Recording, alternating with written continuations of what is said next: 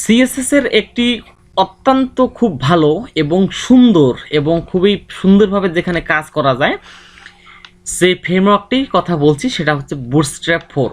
তো আমি মনে করি সিএসএস এর ফ্রেমওয়ার্ক এ সবচেয়ে ভালো হচ্ছে বুটস্ট্র্যাপ 4। তো বুটস্ট্র্যাপ 4 এ কাজ করতে এবং বুটস্ট্র্যাপ 4 এর সব কিছু অনেক ইজি। তো তোমরা যখন সিএসএস কমপ্লিট করেছো এবং বুটস্ট্র্যাপ শিখতে যাচ্ছ বা বুটস্ট্র্যাপ শিখতে চাচ্ছ, সেক্ষেত্রে তোমাদের হয়তো প্রবলেম হতে পারে যে কিভাবে তোমরা তোমার পিসিতে বুটস্ট্র্যাপ 4 ডাউনলোড করবে এবং সেটা কিভাবে এটাকে অ্যাপ্লাই করবে। জাস্ট আমি সেই জিনিসটি আজকে এই ভিডিওতে তোমাদেরকে সুন্দরভাবে দেখাই দিব। সো চলো ভিডিওটা শুরু করে দিই। তো এটা করার জন্য প্রথমত তোমাকে তোমার পিসি থেকে একটি ব্রাউজার ওপেন করতে হবে। আমি মজিলা ফায়ারফক্স ওপেন করে নিলাম। ওকে, ওপেন করে নেওয়ার পর তোমাকে সার্চ বারে লিখতে হবে download, DOWNLO, download bootstrap 4, BWTS, sorry এটা টাইপিং মিস্টেক হয়েছে, BWTSTRAP, বুটস্ট্র্যাপ 4, এই যে চলে এসেছে, আমরা ঢুকিয়ে দিলাম। ওকে, তো এখানে প্রথমেই যেটা দেখতেছি আমরা getbootstrap.com, এই ওয়েবসাইটে আমরা এখন ঢুকে গেলাম।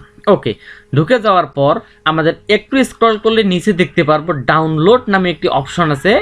এখন আমরা সেই ডাউনলোড নামে অপশানে আমরা ক্লিক করে দেব। ক্লিক করে দেওয়ার পর খুব তাড়াতাড়ি তোমাদের বুটস্ট্র্যাপ 4টি ডাউনলোড হয়ে যাবে। ওকে, ডাউনলোড হয়ে যাওয়ার পর তোমাদের পরবর্তী যে কাজটি সেটা হচ্ছে তোমরা যে কোনো জায়গায় একটি ফোল্ডার তৈরি করবে।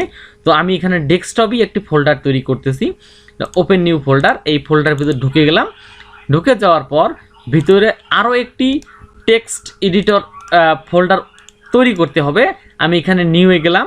নিউয়ে যাওয়ার পর এখানে টেক্সট ডকুমেন্ট নামে যে অপশনটা আছে সেখানে আমরা ক্লিক করলাম। ক্লিক করার পর আমরা এটার একটি নাম দিব INDEX। এখানে যে TXT আছে এখানে আমরা কেটে দেব। কেটে দেওয়ার পর এখানে লিখব HTML, then enter, double enter. Okay, আমাদের একটি এখানে শর্টকাট একটি HTML ফাইল তৈরি হয়ে গেল। তো এখন আমরা পরবর্তী কাজ হচ্ছে আমরা যেটা ডাউনলোড করলাম সেই ডাউনলোডের ভিতর ঢুকে যাব।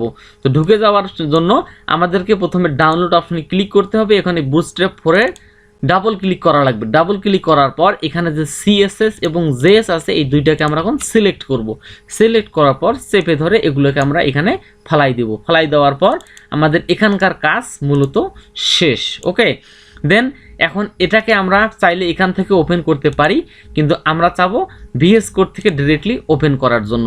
তো এটা করার জন্য আমাদেরকে প্রথমত কি করতে হবে, Ctrl+O, কিবোর্ড থেকে Ctrl+O চাপ দেওয়ার পর আমাদেরকে ঠিক ডেস্কটপে যেখানে আমরা ওই ফোল্ডারটি বানিয়েছি ঠিক ওখানে আমাদেরকে ঢুকতে হবে। তো আমরা যাই, এখানে ডেস্কটপে ক্লিক করলাম, পরপর এই যে ফোল্ডারটা দেখছেন নিউ ফোল্ডার, সেই ফোল্ডারে ঢুকে আমাদেরকে এটা ওপেন করা লাগবে। আমরা এটা ওপেন করে দিলাম।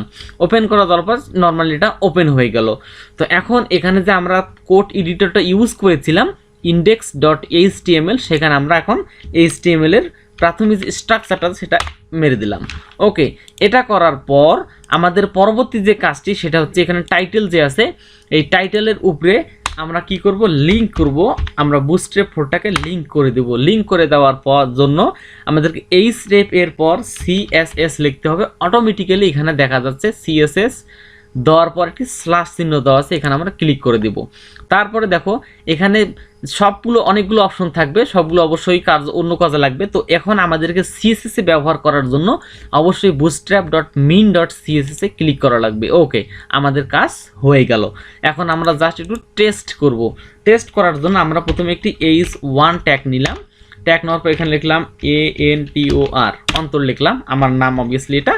তো লেখার পর এখানে আমরা কি করব, একটা ক্লাস ইউজ করব। আমরা জানি বুটস্ট্র্যাপ একটি ফ্রেমওয়ার্ক, এখানে সবগুলো ক্লাস দেওয়া থাকে। ক্লাসগুলো আমরা এন্টার দিলাম। দেওয়ার পর এখানে আমরা দিলাম BGINFO, অর্থাৎ আমরা ব্যাকগ্রাউন্ড কালারটাকে ইনফো করে দিলাম। এখন এখান থেকে আমরা সেভ করব। সেভ করার পর এই রেজাল্টটা দেখার জন্য আমরা জাস্ট এই HTML এর যে তোমার মেইন যে ফাইলটি আছে এটা আমরা ওপেন করে নেব যে কোনো একটি ব্রাউজার থেকে। দেখো এটা কাজ হয়ে গিয়েছে। এটার ব্যাকগ্রাউন্ড যে আছে কালারটার, আমার নামে লেখার যে কালার ব্যাকগ্রাউন্ডটা আছে সেই ব্যাকগ্রাউন্ডটা কালারটা অটোমেটিক ইনফো কালার চলে এসেছে। তো আমরা আরেকটু টেস্ট করে দেখি। সেটা করার জন্য আমরা এখানে একটি কন্টেনার নেই, CONTAINER কন্টেইনার নিলাম, এন্টার দিলাম। অর্থাৎ আমরা বুটস্ট্র্যাপের একটি খুব গুরুত্বপূর্ণ ক্লাস হচ্ছে কন্টেইনার। তো এই কন্টেইনার ক্লাসটাকে আমরা এখন এটার ভিতরে নিয়ে নিই। আমরা যা যাবতীয় কোড করবো সব কন্টেইনারের ভিতরে। ওকে, এখন আমরা রিফ্রেশ দিই, এটা অনেকটা কন্টেইনারের মধ্যে চলে আসলো। তো এখন আমাদের আরও একটি দেখার জন্য আমরা একটি প্যারাগ্রাফ ট্যাগ নিলাম। প্যারাগ্রাফ ট্যাগে আমরা কিছু ওয়ার্ড নেই, লরেম মনে করেন 20 নিলাম, এন্টার দিলাম, দেওয়ার পর সেভ দিলাম। সেভ দেওয়ার পর এখানে আমরা আউটপুটটা দেখে নিই, চলে এসেছে। তো এখন আমাদের পরবর্তী কাজ হচ্ছে আমরা যে কন্টেইনারটা আছে এই কন্টেইনারের ব্যাকগ্রাউন্ড কালারটা আমরা এখন একটু চেঞ্জ করে দেখি। এখানে আমরা দেই সাকসেস SUCCESS, এখন সেভ দিয়ে দিলাম। এখন আমরা রিফ্রেশ করি, দেখো কালারটা চেঞ্জ হয়ে গিয়েছে। জাস্ট এটা যদিও এটা অন্যরকম হয়েছে তবু না, আমি এখানে জাস্ট তোমাকে দেখাইলাম যেটা কিভাবে কাজ করলো। তার মানে আমাদের Bootstrap4 ডাউনলোড এবং এখানে কোডের মধ্যে কোড এডিটরে কিভাবে লিখবে এটা আমি দেখাই দিলাম। তো আশা করি তোমরা করতে পারবে। তো পরবর্তী ভিডিওর জন্য অপেক্ষা করিও, আমি যথাযথ চেষ্টা করব তোমাদের সিম্পল সমস্যাগুলো সলভ করে দেওয়ার জন্য। আমি পরবর্তীতে আর নতুন ভিডিও নিয়ে তোমাদের সাথে দেখা হবে। ততক্ষণ পর্যন্ত খোদা হাফেজ।